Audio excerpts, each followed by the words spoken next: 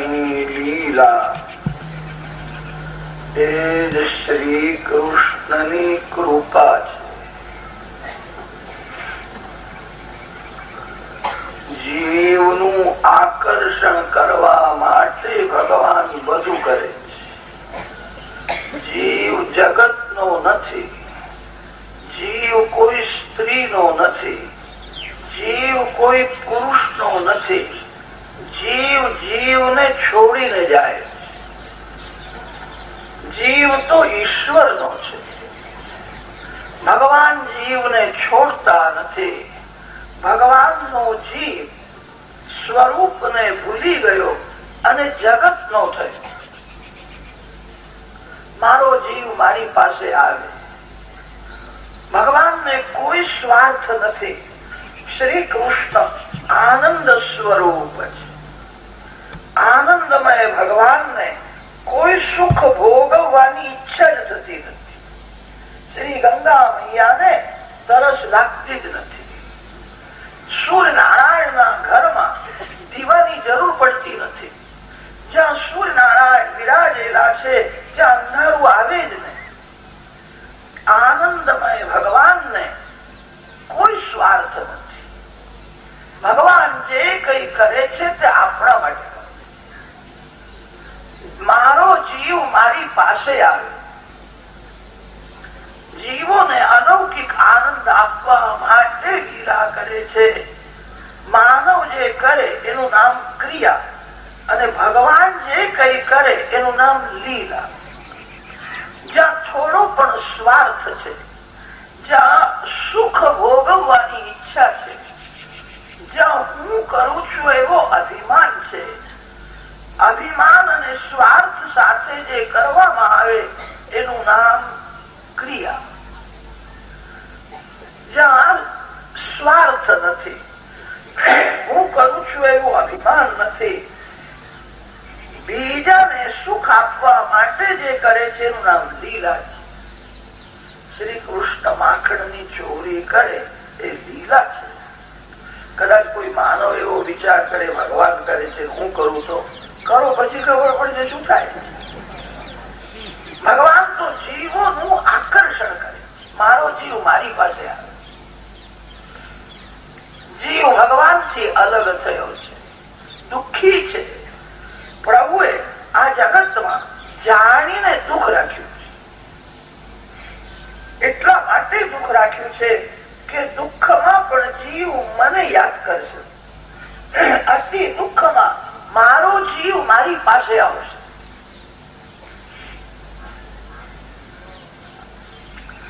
એક દિવસ એવો હતો, આપણે બધા ભગવાનના ચરણમાં હતા, અતિ આનંદમાં.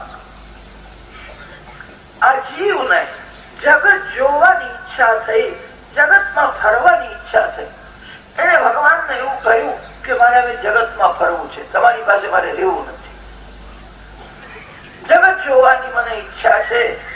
પ્રભુએ જીવને કહ્યું તું મને છોડીને જાય છે, ભલે હવે તારી ઈચ્છા છે તું જા.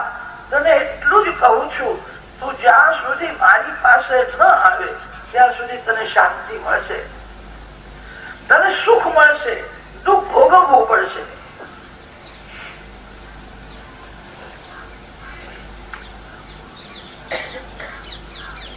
જીવ ભગવાન પાસે જયારે જાય છે ત્યારે જ દુઃખનો અંત આવે છે.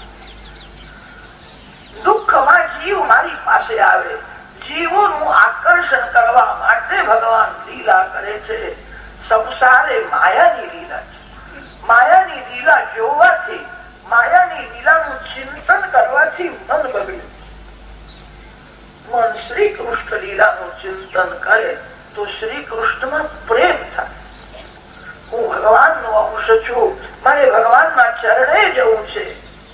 ઇન્દ્રિયોને અલૌકિક આનંદ આપવા માટે ભગવાન મધુર લીલા કરે. શ્રી કૃષ્ણનું સ્વરૂપ એવું દિવ્ય છે, અલૌકિક સૌંદર્યથી આંખનું આકર્ષણ કરે.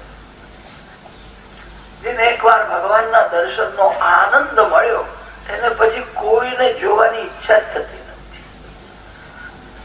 આંખનું આકર્ષણ સૌંદર્યથી કર્યું છે. કાનનું આકર્ષણ વાસળીથી કર્યું છે.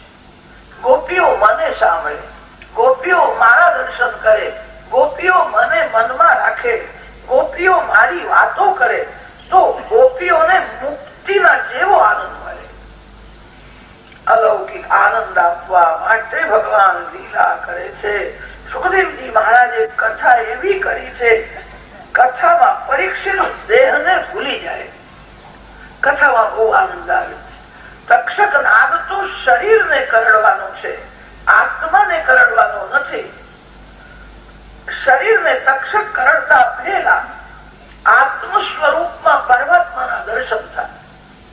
જગતને ભૂલી જાય, દેહને ભૂલી જાય, પછી તક્ષક ના કરડે તો શો વાંધો છે. કૃષ્ણ લીલામાં એક એવી શક્તિ છે, વક્તા બહુ વિવેકથી પ્રેમથી કથા કરતો હોય તો વક્તાને યાદ આવતું નથી આ ગામનું નામ શું છે, કયા ગામમાં બેઠો છે, કોના આગળ હું બોલું છું. જગતની વિસ્મૃતિ અને ભગવાનના દર્શનમાં સ્મરણમાં તન્મયતા થાય. આનંદ જગતમાં નથી, જગતને જે ભૂલી જાય. ભગવાનના દર્શન સ્મરણમાં જે તન્મય બને છે એને જ આનંદ મળે. આ જગતમાં આનંદ હોય તો બધું છોડીને માનવને કોઈ દિવસ ઊંઘવાની ઈચ્છા થાય.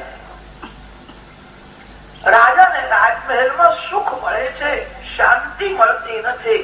શાંતિ તો નિદ્રામાં મળે. નિદ્રામાં ખાવાનું મળતું નથી, પૈસો મળતો નથી, નિદ્રામાં જગત ભૂલાય. તેથી થોડી શાંતિ મળે છે. નિદ્રામાં જગતની તો વિસ્મૃતિ છે, ભગવાનના દર્શન નથી, સ્મરણ નથી. જગતની વિસ્મૃતિ થાય, ભગવાનના દર્શનમાં સ્મરણમાં તન્મયતા થાય. માનવને અલૌકિક આનંદ આપવા માટે ભગવાન મધુર લીલા કરે છે. પરીક્ષિત રાજાએ કહ્યું છે કથામાં બહુ આનંદ આવે છે, વિસ્તાર પૂર્વક કૃષ્ણ કથા કરો. સુખદેવજી મહારાજ વર્ણન કરે છે, રાજન શ્રવણ. ગોપીઓનો રોજનો નિયમ હતો, મંગળાના દર્શન કરવા જાય. મંગળાના દર્શન બહુ ઉત્તમ હોય. મંગળાના દર્શન નો અર્થ એ છે અંધારામાં દર્શન થાય.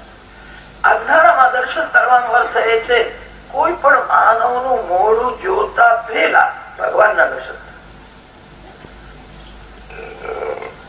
ભગવાનને આંખમાંથી અંદર લઈ જાઓ, હૃદયમાં ભગવાનને સ્થિર કરી પછી કોઈને નજર આપો. તમે જેને આંખ આપો છો એને મન આપવું જ પડશે.